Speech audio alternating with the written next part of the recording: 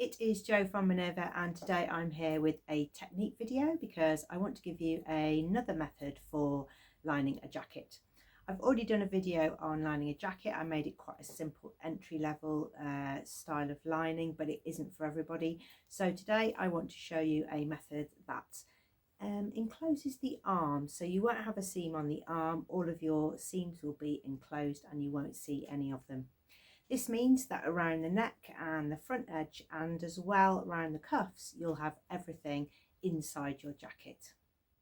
It's a little bit more tricky because you'll need to berth your jacket through particular small openings, but I think if you want something special for evening wear or something where you know you're going to take your jacket off and people are going to see the insides, then it just gives a slightly neater finish. Today I'm making a fur coat. I'm making it for a friend as a birthday present, and because it's an evening jacket, then I want it to look really plush and luxurious. I'm using Butterick 6328. It's not exactly from this pattern, but I've taken the back and the front pieces. I've scooped out the front pieces into a little bolero style, and I want to make sure that it's lined on the inside. Today's video isn't the only way that you can line a jacket, so if you're following a pattern and you're following the instructions and everything's going well, then don't change what you're doing based on what I'm saying here. Today's video is if you've got a jacket shape, or you've hacked a jacket, or you've drafted a pattern of your own and you want to have a go at lining it, then this is a method you might choose. I'll also put below a few lining fabrics because there's more than one type of fabric you can use for lining. What you need to ensure is that the one that goes inside the sleeve is a really slippy fabric, even if you're stash busting bits for the inside and the back of your jacket. It's that one in there that means that you can put your arm in and out freely, especially if you've already got something on your arm as part of your garment. If you've got bare arms, then you'll probably get away with it, but for evening, for example. But if you've got something where you've got a fabric on your arm and then you're trying to rub it against the nap of the fabric in your sleeve, it can sometimes work up your arm and feel quite uncomfortable while you're wearing it. First of all, you're going to make essentially two jackets. So you're going to make a jacket in your lining fabric, but when you make it, you're going to leave a gap in the underarm seam. So about 4 inches up from the cuff, and then leave about a 4-inch gap, and the same on the other side. On the inside of the jacket, you're going to also leave a gap, and that's for turning the body. Leave that about as much as you can, really, about 4 inches. You're going to make up the outer of your jacket or coat. You can trim out any seam allowances if it's a little bit bulky on the inside.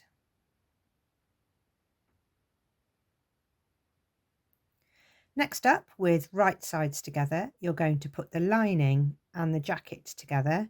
Start at the shoulder seams. I've got a fur jacket, so it's a little bit bulky on the seams there, so I'm using some clips.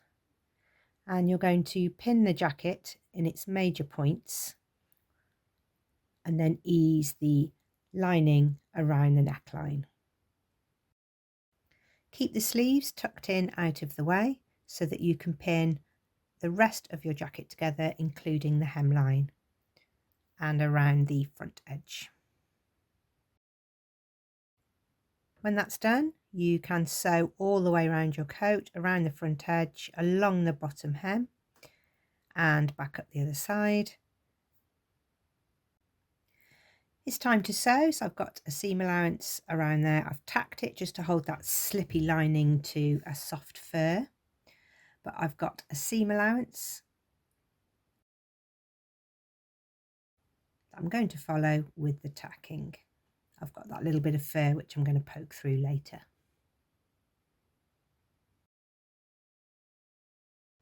Once you've done that sewing, you're going to go to that opening on the side seam and berth your jacket. It can be a little bit tricky to get it started until you get the shoulder seams through, but then you should be able to turn it. Just work it through the hole until your jacket is right side out.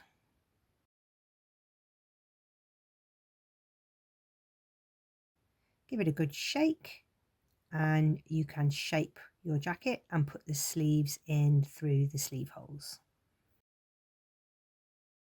If you've got any corners, then you might want to Make sure that those are all pushed out now before you seal up the opening of your jacket. And if you've got a curved front edge like I have, I didn't show you, but I did clip that curve so that it's got a smooth edge.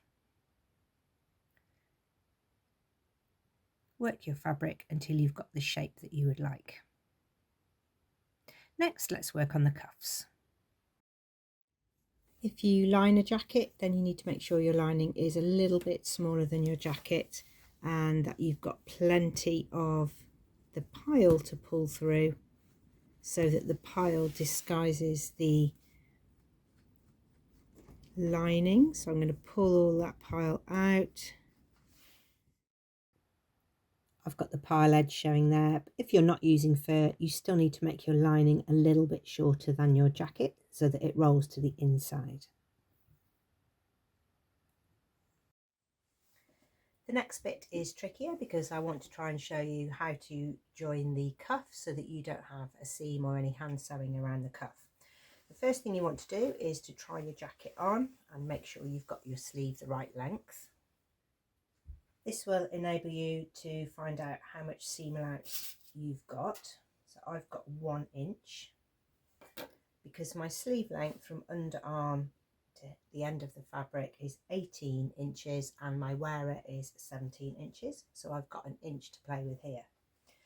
Now I'm going to have that inch turned up inside, but I don't want the lining to be dropping below the sleeve cuff, so I'm going to cut some off the lining.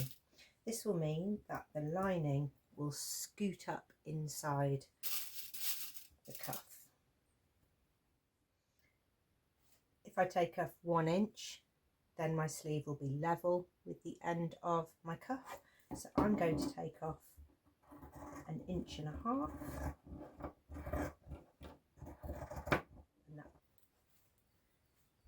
the lining is now shorter than the cuff. Turn your sleeve out so that you can see the inside. This will reveal the space that you left in the sleeve lining. So when you sewed up the sleeve lining, you sewed from cuff about 4 inches, and then you sewed from the armpit about 4 inches and left a gap for turning. What this means is you can pull the sleeve cuff through this gap, work on it, and then push it back through and hand sew it up afterwards. The next bit is tricky to show you because I sort of do it by feel, but you want to join up the sleeve in underarm seam with the sleeve underarm seam of the coat, and you want to tuck them in so that right sides are touching. Put your hand in the gap, find those 2 raw edges and pinch them together. Now you can bring that cuff through the gap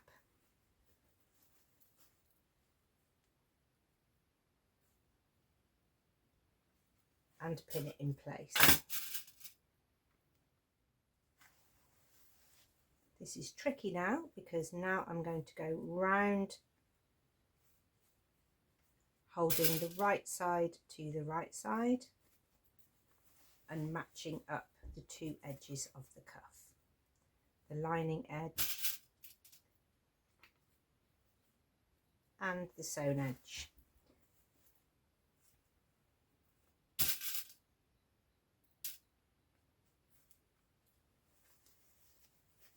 It's hard because you'll feel it all twisting here. That's normal.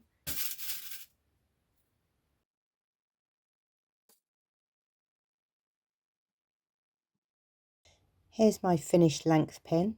So I need to sew the lining and the fabric together just below there so that that is the finished length and the rest folds up behind. I'll show you that again with the other sleeve. Mark my finished length.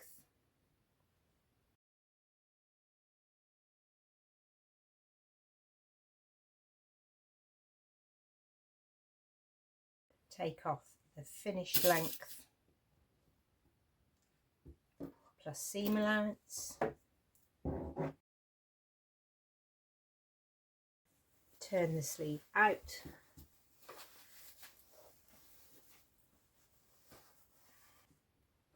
Match up the underarm seams, right sides together.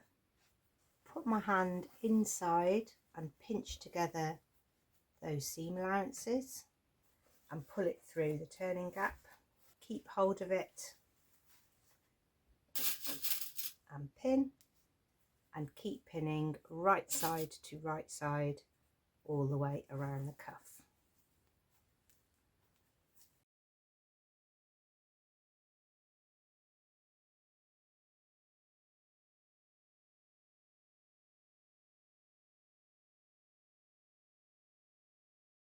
You can sew straight away, but it is tricky, and I always like to double check that the lining is going to go up inside the cuff. So I'm going to tack that.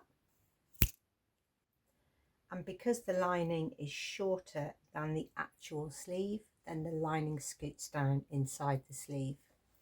I can measure that underarm seam to check that it's 17 inches. That's correct. So I'm ready to sew this. That means I need to get back to that seam that I've tacked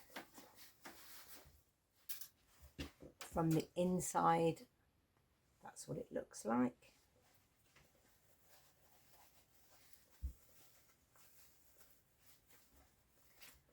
By tacking, you also check that you haven't got this twisted, you haven't got the lining and the cuff twisted, and you need to sew it really carefully, just going slowly, working the fabric around under the machine foot.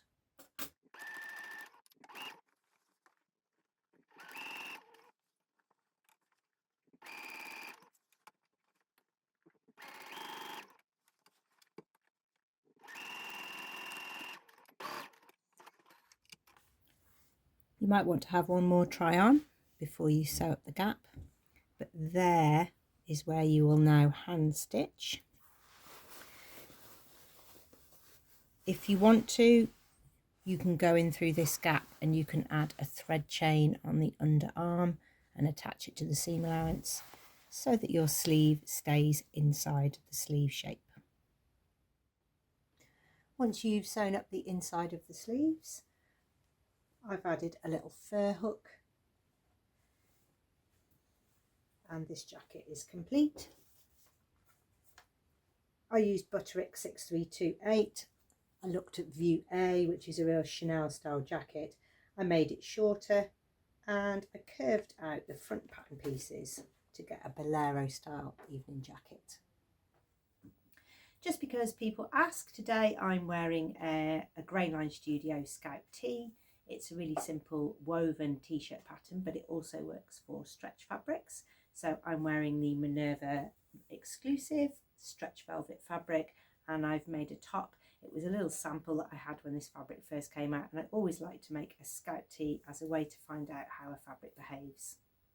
This one is called Celestial Motion, and I'll list it in the products below.